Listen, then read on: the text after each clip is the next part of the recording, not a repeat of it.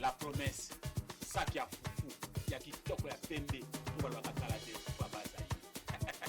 Awa, manioko peut-être ya pembe wana, et ça liao.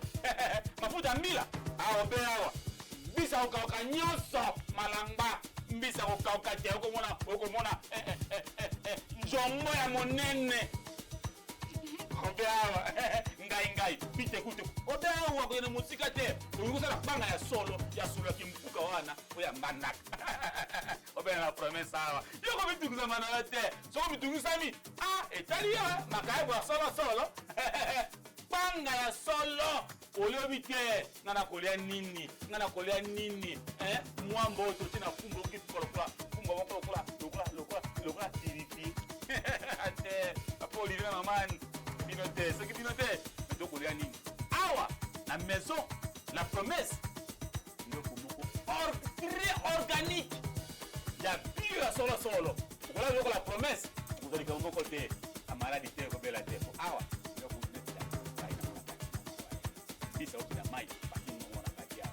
la promesse. You have to know, you don't need to buy cheap, but you need to eat healthy.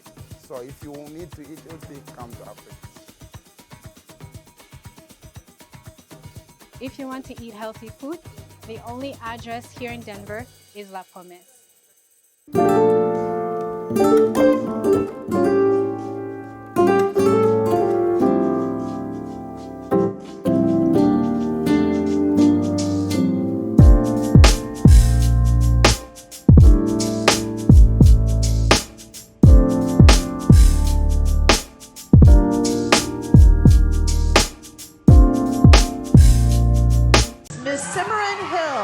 USA.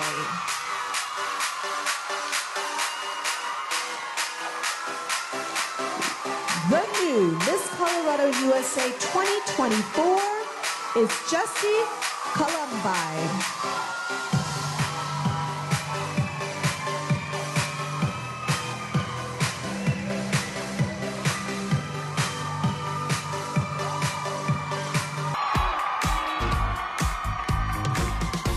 JESSI Kalambayi, Colorado. Hey CT, my name is Celestine Dimulu, and today I got to sit down with JESSI Kalambayi to talk about her experience to becoming Miss Colorado USA 2024. Hi everyone, my name is JESSI Kalambayi and I am Miss Colorado USA 2024. What was your journey to becoming Miss Colorado USA 2024 like? Can you just walk me through that? Yeah, it was actually a pretty short journey if I'm being really honest. I thought about pageantry for a long time, more so as a very distant dream, because I was watching as a fan. I admired a lot of the women who had walked these different stages over the many years. But at the end of 2023, I was kind of looking for something new that I wanted to do in my life, something that I could tick off a bucket list. And that's where kind of the idea of pageantry came on my heart. And so I decided to take a leap of faith. And I submitted an application at the end of January. I was accepted. And then I was able to have the local title of Miss Denver for some time, Miss Denver USA. Then from about January till about May, I had this local title, and then I went on to compete as Miss Colorado USA in June, where I won the weekend of the 28th through the 30th. So it was actually a pretty short journey, if I'm very honest, but it was a very, very impactful one, because I really got to see myself really being committed, determined, and just seeing God move in my life through this journey. So it's been amazing. That's amazing. If you had to describe your journey in 3 words, what would it be?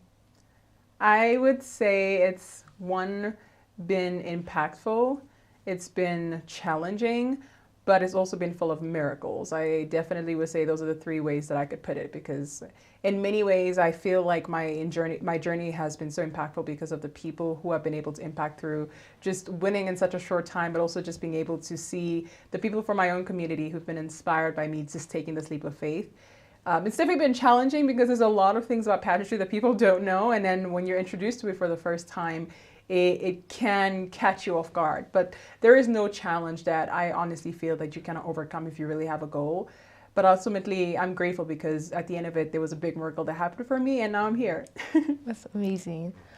What made you pursue this dream? Like, as your roots, you were originally a model. So what made you pursue, just becoming into the pageantry system? Yeah, so I've always kind of had the modeling side of me, despite the work that I do. I've always been within the nonprofit space, working currently in academia as well, supporting the refugee and immigrant population. But being a model was also a huge part of my identity. I think that's something that was so important to me. I love being in the fashion and beauty space. It allows me to express myself in a creative sense, even though I really don't feel like I have a creative bone in my in me. But I think I really wanted to do more than just be what we call a co-hanger within the fashion space. I wanted to be able to use my personal voice for something that was bigger than me. And so I've always felt like pageants was a perfect medium between being able to wear glamorous, pretty dresses, but also being able to talk about something that's very important to you. And so that's why I decided to take the pageantry route. So it kind of mixes my two worlds together. You've spoken about your background and being a first-generation Congolese American. How has your background just shaped your confidence in pageantry and just, your whole journey? Absolutely. I think being such a multicultural person, because of course, being ethnically Congolese, but then having lived also in South Africa and then also being American has really shaped how I see the world. I feel like I have such a multicultural view of the world. It allows me to connect to so many different people. It allows me to really just see the world in such a different way. And so I felt like pageantry, you're in a space where you're constantly meeting new people, you're interacting with, you're representing a huge community, and that community doesn't always look exactly the same. And so having that cultural background really gave me the foundation to be able to connect with people on a personal level, just because I know what it's like to come from so many different spaces and just different stories. And hopefully I was able to represent actually more than one population of people by taking on this role. Yeah. The journey to Miss USA was really challenging. As you know, you made top 10, which is amazing. Thank you. Was there any moments where you just felt like you doubted yourself or anything like that? And how did you push through it? Absolutely. I think first, it's important to know that I was not prepared to win on my first try. So that in itself set me up to not almost be mentally ready to go to Miss USA, because I was expecting, I could do well for my first state pageant, but I'm not sure that I could win. So when I won, it was like an overnight change that I had to get ready for. So getting ready for, what are you going to do for the state costume? What are you going to wear? How are you going to present yourself? So it's a lot of logistics that goes into that I was not quite prepared for, but I had a wonderful team who tried to make my journey as seamless as possible.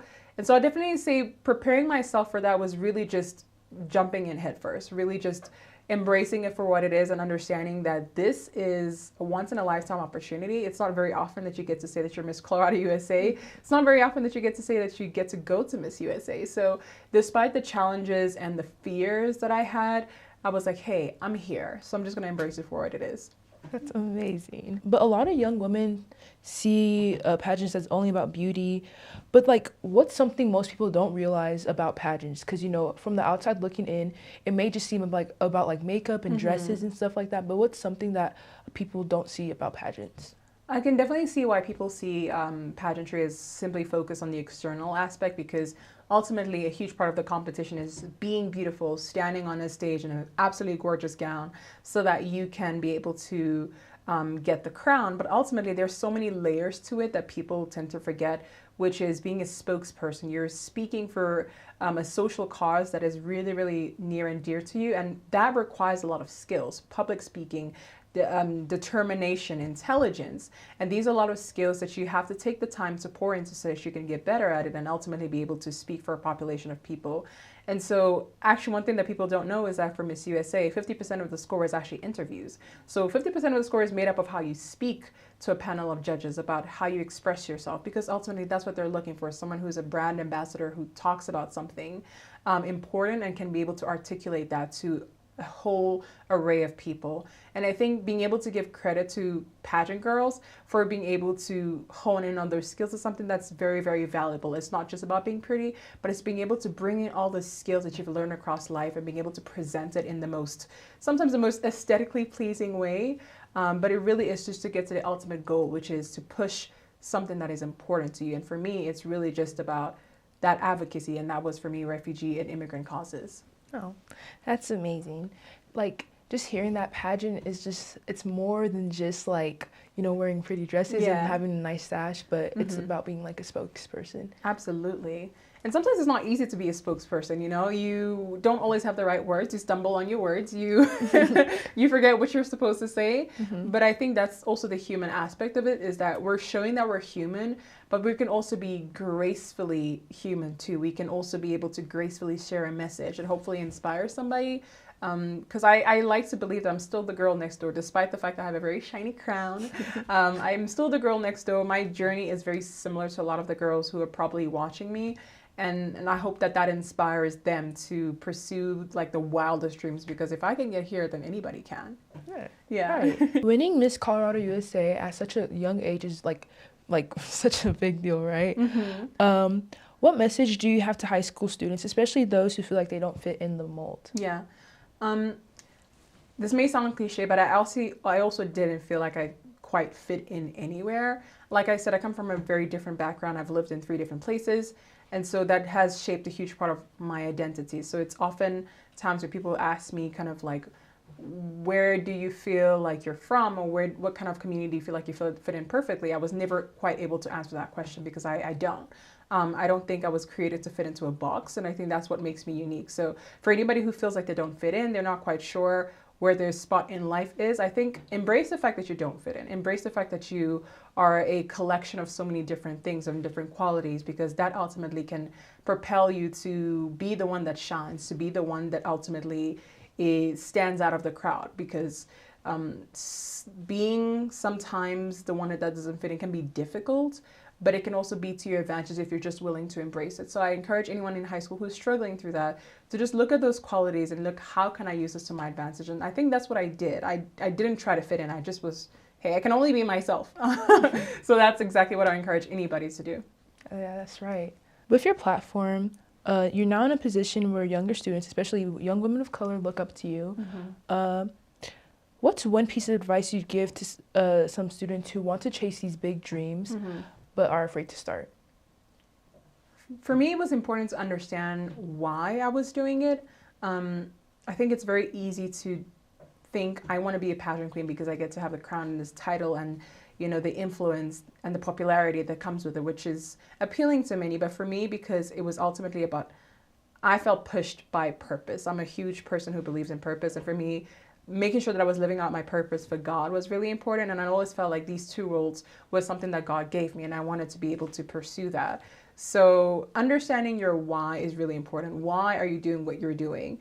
And then when you figure out that why, it's going to give you a solid foundation to which you start. Because when it gets challenging, because trust me, it will. You will have days where you might cry. But when it does get challenging, you will always have something firm to stand on, because you know the reason why you were doing this in the first place. And it's going to push you to continue to fight, even when the going gets tough, honestly. So just remember your why, and then have a strong identity in that. Then you can be able, honestly, to pursue anything. Has your faith been something that's been really important in this journey? Absolutely. I do not do anything without asking God. I kid you not. Before I applied, I was like, God, so do you think this is a good idea? Like, what do you think? And so every step of the way, I was like, God, help me out, help me out, help me out. Because I truly believe that if you give all your projects onto God, He truly, truly will take care of you. I made sure that when I was going in this, that I wasn't going in this for selfish reasons, but I was going in this because God saw something that could be beautiful, that can give glory to Him, that could come out of it. And I felt like that's probably why I was able to be as successful pretty quickly, because I made sure that God was my foundation. So when I applied, I prayed about it. Before I went to stay on stage, I prayed. I was at backstage praying. When I was buying things, for example, like a gown, I was making sure that I was praying through the entire process, because I knew that the only way to get through this was if God was my helper. And because I made sure that my faith in this journey was grounded in Him, I feel like ultimately is what allowed me to be successful. So yes, absolutely. Looking beyond the crown, where do you see yourself in 5 years? Oh, I think ultimately I will always continue to work with the refugee and immigrant population. I think that's something that's never going to change. I know that having a platform when you're a title holder is important, but for me, it's way beyond the crown. This is a part of who I am. I love being in the humanitarian space. currently I work as a program manager, supporting refugees and immigrants, and so I want to continue to work within that capacity. I could see myself finishing out my master's degree, which is something that I'm also doing right now apart from work. Hopefully I'll be able to do more big fashion gigs. I would love to be able to walk for a really big fashion house one day. So Dolce Gabbana, anybody call me, I'll take it. But I would love to see myself also maybe even competing again. I'm not sure to what capacity, but I would love to see myself on the stage again. I think I got the bug, the pageant bug now, and I would love to explore that. So hopefully competing for another pageant, hitting more of my own personal goals, and just making sure that I leave an impact in everything that I do. Yeah. Growing up, did you ever see yourself as Miss Colorado USA? Like, did you ever think something this big was even possible? I'm going to be very honest. I'm going to look in the camera to say this. No, I did not. True to God, I did not. I know people will be like, oh, no, you definitely did. I absolutely did not. The idea of being Miss something was something I always saw at a distance. I would watch TV, I'd watch Miss Universe. I'm like, oh my God, these women are so beautiful. I want to be like them. I want to be so well spoken. I want to do all the fun things, right? But I never quite saw myself in that role. I think it's also because I also did struggle with confidence growing up. I absolutely felt very insecure about my space in society, about where exactly I should have been. But I think as I grew closer to God and I was more open and receptive to what He wanted for me, I think He opened my desires to actually be a part of it. Colorado! Even though it was something I've always imagined and dreamed, like, oh, I wonder if I could do it. I didn't know that I could actually do it. But once I got there, I was like, oh, I was always meant to be here. So the short answer is definitely not, but I'm exactly where I'm supposed to be. What's one lesson from your upbringing that helped you, throughout this whole process? For me, it's definitely been, apart from my faith, like staying grounded in my faith and my identity, is never to compromise your values and what is important to you. I think it's very easy in a world like this, when you're exposed to celebrities and money and fame and all of these things, to easily sway away from what's important to you. And I think for me, just my parents always grounding me in my faith and also in having very solid values has helped me, because ultimately there are things where if I'm not comfortable, I would just be like, no. And if there are things that I am okay with, I'll absolutely accept. But I think it's important to stay grounded always. I think no matter how successful I get in this world, I don't think there's ever going to be a time where I don't stay grounded. One, because my parents would never allow it, but also because that's just who I grew up to be. And I hope that in every space that I'm in, even if it's at the Met Gala one day, that I will always remain Jessie from down the street. Yeah, what's one piece of advice, maybe it's a quote or anything that helped you for preparing for Miss Colorado USA 2024? I think one, accepting that not the entire world is not going to accept you. I think we know as Black people, as Black women, that the world views us particularly sometimes in a different way because of our beauty, because of our history, because of who we are culturally in different spaces. So accepting that not everybody is going to accept you is something that you have to understand first. Because sometimes because you're different or you're the only one in the room, people might not understand, why does your hair look like that? Why do you speak that way? Why do you dress that way, right? And so because I was firm in who I was, I always wanted to do something represent myself with natural hair. And I knew that it wasn't very common for some people, because it's not always how Black women are represented in beauty, right? I knew that some people would not be comfortable with that, but I was okay with that. So I think that as a Black woman, if you are entering into this space, or in any space for that matter, don't let the opinions or the critiques of the world define how you present yourself. Always remember how would you like to be remembered? Who would you like to see when you look back at this video 20 years from now? And for me, I know that, oh my God, I'm so happy I did this with the Afro, because that's just who I am. At the end of the day, that's who I am. And I know that that's something that nobody can ever take away from me. So I think remembering that, who you are, your identity, and being okay with critique is definitely going to help you in anything, not even just in pageantry, honestly, in anything at all. Oh, that's amazing. Thank you. Okay, as a young Black woman in pageantry, you're breaking barriers and inspiring many people. Do you feel any pressure to represent and stuff like that? And yeah, how do you combat that? If I'm being real, yeah, I definitely think there's definitely a pressure to be the right Black woman. What I mean by it is Black women are often seen as a representation for every Black woman, even if we're not a monolith. We're not just one group. We're so different. We all have different stories and identities. But if you are the Black woman that's chosen, you're the Black woman that almost sets the standard for everybody else. So there's definitely a bit of pressure on that. But I also always remember that I am who I am, and there are people who will relate to me, people who won't. But what's most important is that I am standing firm on what my actual identity is, not putting on a facade to appease certain people or to try to put on this fake representation for everybody, because I don't represent everybody. Yes, I may represent a Black woman, but I don't represent all Black women, because I think it's important that we realize that we are a community of different people and we should be able to embrace that about us. So yes, there is pressure, but I think just embracing the fact that I'm just a really small percentage of the plethora of amazing Black women that exists allows me to just be myself, honestly. Like, that's okay. Yeah. What does your win mean for young Black girls who don't see themselves in these places? For me, I think it's definitely a win for us all, because I was also the Black girl who was watching TV, wondering and hoping to see someone like me who would win.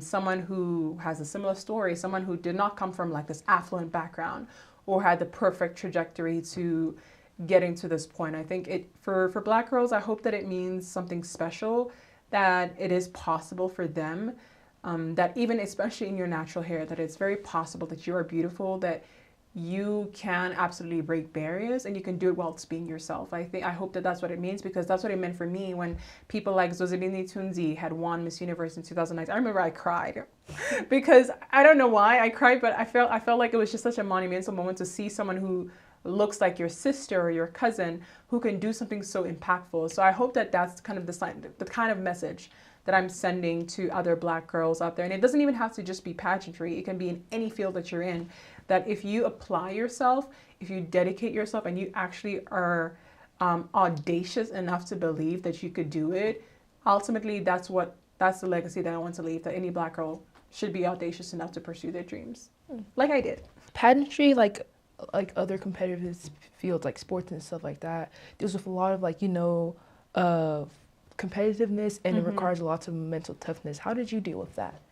The funny thing is, I am not a competitive person at all. I never really played sport. I played like netball for maybe like a year. I've never really been a competitor. I did like very regular things. Like, I was in the school choir and I was in a girls' high school. I didn't really do a lot of competitive things. So that competitive nature is not innately in who I am. So it did require for me to kind of embrace that competitiveness. But for me, because I was not so competitive, it actually made it more of an easier, peaceful journey, because I'm not there, to fight all the other girlies. I'm there because I think this is great. This is fun. I want to do it. So I think it helped a lot. But you have to accept that ultimately there are people who you're going to come across who are there for a goal and not there to be a friend. And sometimes that's okay. Like, that's okay that they're not there particularly to rub shoulders and mingle and stuff, because you don't know how badly they want it or what they want to do with it.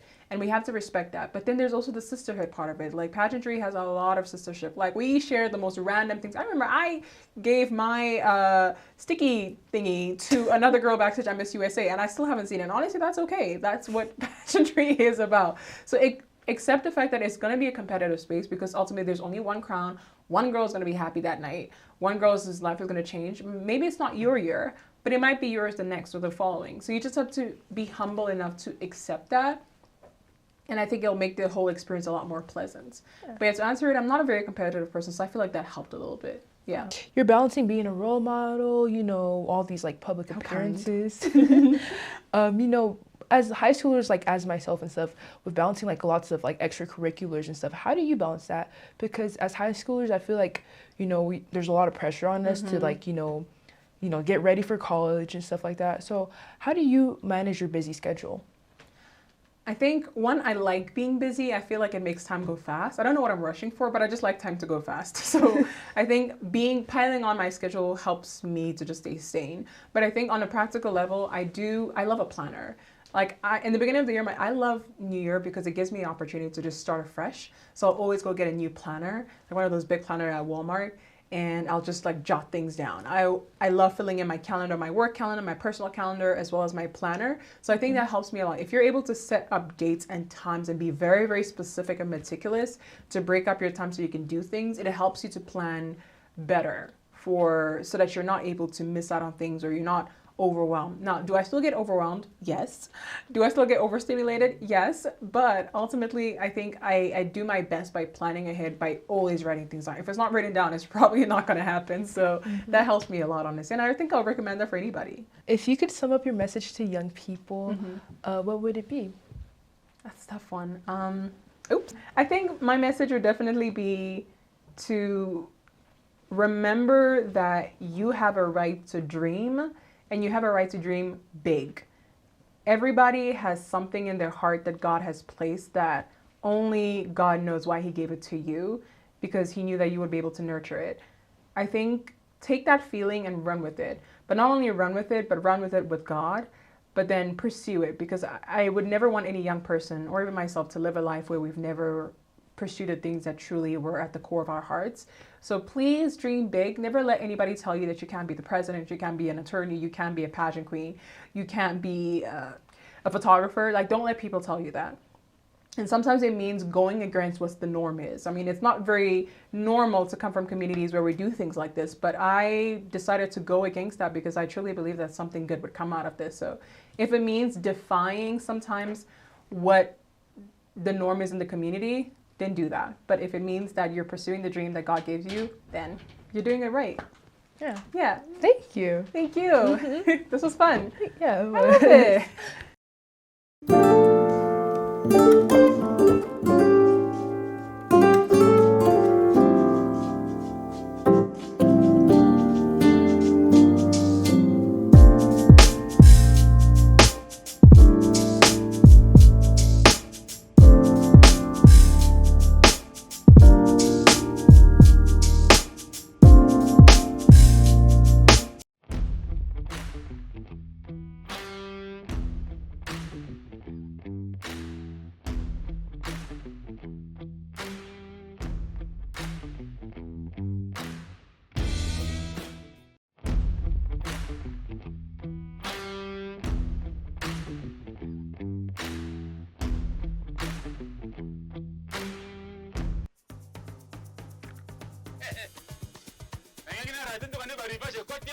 La promesse, sac ya fufu, ya kitoko ya pembe, pour le bakalate, pour bazayi. Awa, manyoko pelete ya pembe wana, esali awa. Mafuta mbila, awa be awa. Bisa ukauka nyoso, malamba, bisa ukauka te, ukomona, njombo ya monene. Obe awa, ngai, pite kute. Obe awa kwenye musika te, uyukusa na banga ya solo ya kimpuka wana, uya manaka. Obe na promesa awa. Yoko mitunguza manala te, soko mitunguza mi, Italia, makaibu ya solo. Banga ya solo, olio bite, ngana kolea nini, mwambo oto, tina kumbo kitu lokula tiripi. Ate, apo olivina mamani.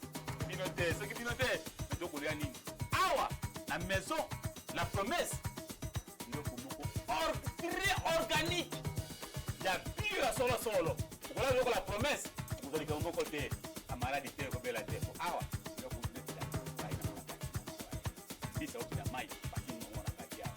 la promesse. You have to know, you don't need to buy cheap, but you need to eat healthy.